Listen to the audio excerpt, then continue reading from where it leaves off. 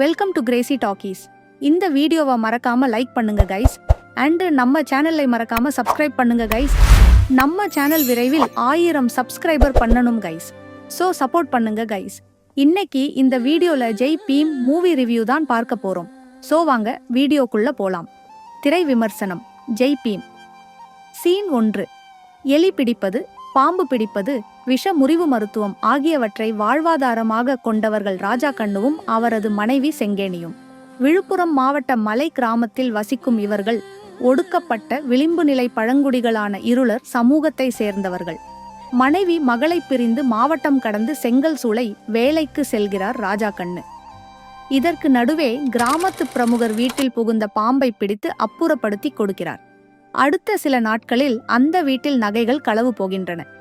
திருட்டு பழியை ராஜா கண்ணு மீது சுமத்தி அவரை கைது செய்து குற்றத்தை ஒப்புக்கொள்ளுமாறு நாள் கணக்கில் சித்திரவதை செய்கின்றனர் பெயாலீசார். ஒரு கட்டத்தில் அவர் தப்பிச் சென்று விட்டதாக கூறுகின்றனர். இதை நம்பாத செங்கேணி கணவனை மீட்க சென்னைக்கு வந்து சந்துரு எனும் வழக்கறிஞரின் உதவியை நாடுகிறார். உயர் நீதிமன்றத்தில் வழக்கு தொடுக்கிறார் சந்துரு.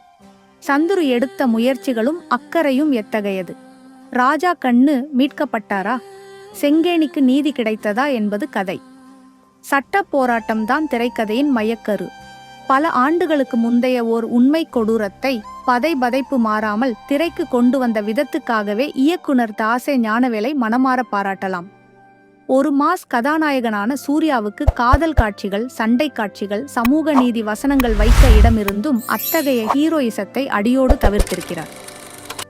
ஒடுக்கப்பட்ட பழங்குடிகள் மீதான பிற சமூக மக்களின் பார்வை, புறக்கணிப்பு போன்றவற்றை காட்சிகள் வழியாக எடுத்துக்காட்டிய விதம் ஆழமான தாக்கத்தை உருவாக்குகிறது.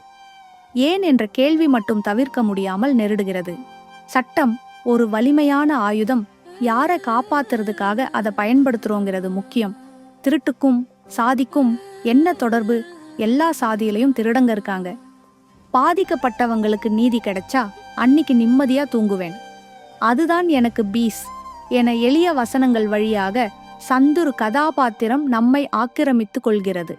செங்கேணியாக லிஜோ மோல்ஜோஸ் இருவரும் வட்டார வழக்கை பேசும் விதம், அதில் தெரிக்கும் அங்கதம் ஆகியவை நம்மை அந்தமலை கிராமத்துக்கே கூட்டிச் செல்கின்றன.